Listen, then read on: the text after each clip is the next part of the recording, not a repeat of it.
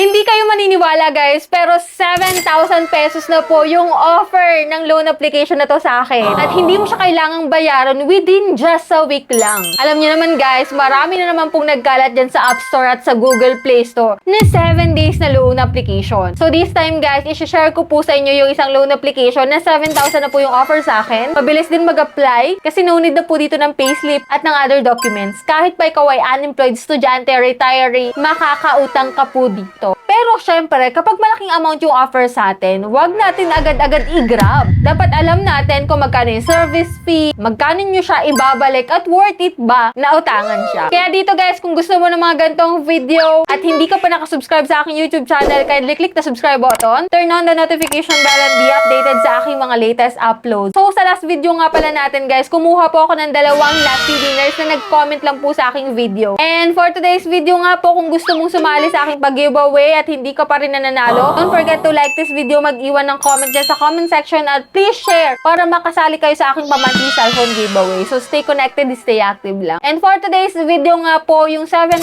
pesos na offer sa akin ni Loanmate, talagang nakakashock kasi sobrang laki nun, grabe. Sobrang laki nun talaga guys. Bibihira po yung mga loan application na nag-o-offer ng ganyan kalaki tapos hindi 1 week to pay. Kaya dito guys, kung gusto mong malaman kung magkano na lang yung pwede kong ma-receive or buo ko bang ma-receive yung 7,000, so keep on watching.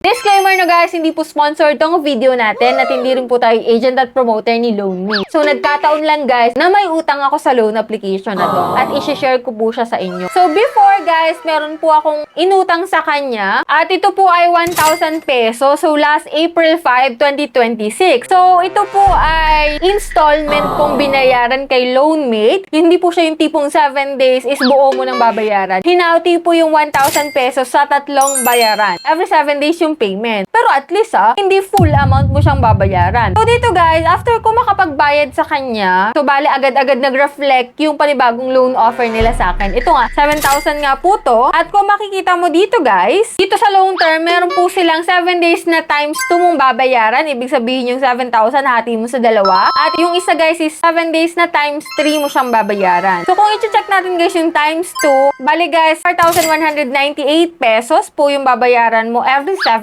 days. At kung kukumpitin natin siya guys 4,198 pesos times 2 equals nasa 8,396 pesos po yung babayaran mo. Ilas natin guys yung 7,000 pesos. So bali guys, around 1,396 pesos po yung para sa interest at service fee niya within 14 days. Kasi kung 7 times 2 yun, 14 days po yun. And then dito guys, times 3, so 3 beses mong babayaran ng 3,032 pesos times 3 equals 9,096 pesos. Bali, 21 days yun guys. Lalas natin sa 7,000 pesos. So bali guys, umabot sa 2,096 pesos po para sa interest at service fee po dito sa 7 days na 3 term. At dito guys, kung gusto nyo namang i-check din yung 1,000, 2,000, 3,000, 4,000, 5,000 to up to 6,000 pesos. Ito, chinek ko din po isa-isa magkano po sa 3 terms, bali sa 21 days, kung magkano yung inyong repayment schedule. So, nasa sa inyo na guys kung magkano po yung iloloan nyo dito, if ever man. So, dito nga pala guys, disclaimer din na hindi po porket 7,000 po yung offer sa akin is magiging 7,000 din po yung secondary loan nyo sa kanya. Pwede yon, may posibilidad, pero hindi ko guaranteed na ganun din talaga guys. Pero kung maging ganito man, maging 7,000 man yung maging offer sa'yo, so yan po yung pwede nyong ma-receive at ganyan po yung total na babayaran nyo sa kanya. So pag-isipan nyong mabuti guys kung gusto nyo pa rin mag-loan dito kay Loanmate ngayong 2026 kahit napakalaki na ang pwede nyong mautang sa kanya. Kung may bad experience man kayo dyan kay Loanmate, pakishare po dyan sa comment section para makatulong yon na makapag-desisyon talaga yung mga gustong mag-apply dito kay Loanmate. So that's it. Yan po yung sharing natin ng pag-utang ko dito kay Loanmate. And hoping ako guys na nakatulong ito para makapag-decide kayo kung go